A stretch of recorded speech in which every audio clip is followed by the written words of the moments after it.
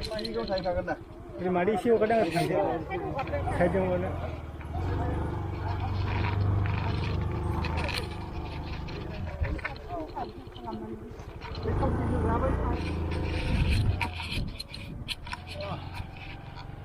Election campaign खालामदों बिसोर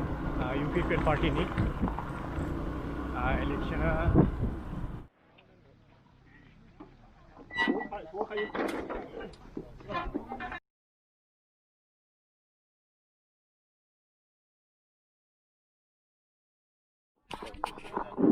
सालाकाटी block committee UPPL राजनीतिक दलनि दैदेननायाव हालादल प्राइमारिनि सिङाव दिनैनि बे गोथार दिनजों लोब्बा लाखिनानै बा भट जात्रानि हाबाफारियाव हांख्रायनानै लाबोजानाय कक्राझार जिल्ला UPPL दलनि मानगोनां आफादगिरि बिथां बेवहायनो नुजाफैनो हानाय सालाकाटी ब्लक सालाकाटी समस्तिनि बिजाथि मानगोनां लाजु मुसाहारि बिथां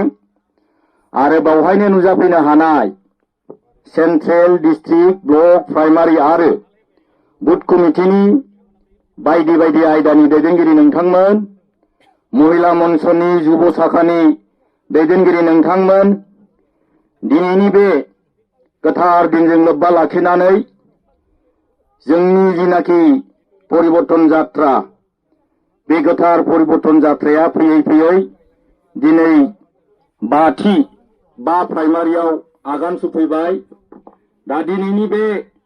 परिबर्तन जात्रानि हाबाफारिखौ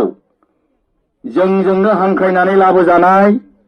मानगोनां कक्राझार जिल्ला UPPL दलनि आफादगिरि श्रीजुत बिद्याधर कुमार ब्रह्म चौधुरी सारखौ दिनैनि बे परिबर्तन जात्राखौ बेखेवनानै लोगोसे फ्लेगअफबो खालामनो आं गुरै खावलायबाय।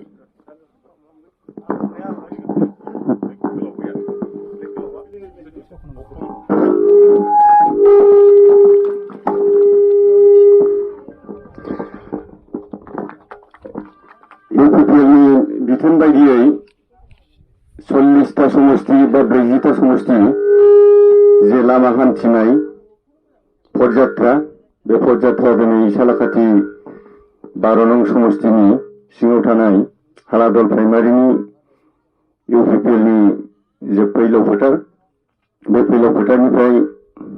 जागायनो थाखाय आखायाव लादों। दा गुबैयै बुंनो थाङोब्ला पदयात्रानि गुबै उद्देश्यआ जाहैबाय सोलायनाय। थांनाय जे 17 बोसोर बे 17 बोसोराव BPF राजनीतिक दलआ जेबादि BTC-खौ खुंथाय लानानै सोलिलांदों आरो बे सोलिनायनि असिलायै गोबां BTC-बासिया खस्थ' मोनदों। रायजो राजाफोरनि जेबादि जौगानाय बेबायदि जौगानाय मोनाखै। दा परिबर्तननि सार्थआव दिनै 40टा समजों पदयात्रा दिनै जे 5थि खेब सालाकाटी समष्टिनि पदयात्राया दा दिनैहाय आं बेखौल' खावलायनो लुबैदों जोङो ओरैनो थाबायाखै जोंनि गुबै थांखिया जाहैबाय गुड गभर्नेन्स मोजां खुंथाय नांगौ आरो बे मोजां खुंथायखौ लानानै जों दिनै सालाकाटी समष्टिनि सिङाव थानाय गुबुन गुबुन प्राइमारिनि जे हाबाफारि जौगानायनि जे हाबाफारि बे जौगानाय हाबाफारिखौ नायदिंनायजों लोगोसे जोङो इयुनाव UPPL सरकार फैयोब्ला जोंनि सरकारा रायजो राजाफोरनि थाखाय मा मा खहा खालामदों बेखौ गासिबो मोनफुंनो हानायनि जेनाखि थांखि बे थांखियै दिनै जोङो पदयात्रानि हाबाफारिखौ लानाय जादों। दा दिनै आं आसा खालामदों हालादला प्राइमारिनि सिङाव थानाय रायजो राजा बिथांमोना बा सालाकाटीनि जे केन्डिडेट बिथाङा दिनै पदयात्रानि गेजेरजों गोबां नायनांगौनि बाथ्रा दं, गोबां गामियाव जौगानाय हाबाफारिनि बिथिङाव नायनांगौनि बाथ्रा दं। दा नंखायनो बेफोर गासै बिथिंखौ नोजोर बोनानै जों दिनै UPPL राजनीतिक हान्जा पदयात्राखौ दिनै आखायाव लादों। दिनैहाय जों बुंनांगोन लामा सामानि बाथ्रा, गायनाय फुनायनि बाथ्रा,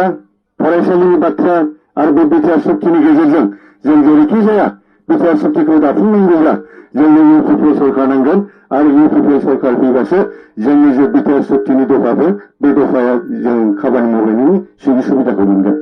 आङो गोबां बाथ्रा बुंनांगौ बादि सानाखै मानो होनोबा जोंनि गुबै थांखिया लामा हान्थिनायसो दा नंखायनो बे आङो फंनैसो बिबुंथिनि गेजेरजों दिनै सालाकाथि ब्लकनि आफादगिरि गाहाय नेहाथारि आरो गासै बिबानगिरि बिथांमोनखौ जाहाथे हाबाफारिखौ जागायजेननायनिफ्राय जोबजासे मोजाङै बाहागो लानानै आवगायलाङो आं बेखिनिखौ खावलायनानै दिनैनि बे हालादला प्राइमारिनि सिङाव थानाय सालाकाथि समस्तिनि जिहेतु पदयात्रा बे पदयात्राखौ आङो बेखेवबाय होननानै फोसावनाय जाबाय गोजोन्थों।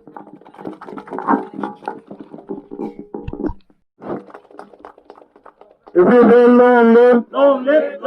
if we will long live, Lazim Musahari long live, Ulbab Musahari long live, Bidadel Brahmasudari long live, Dinini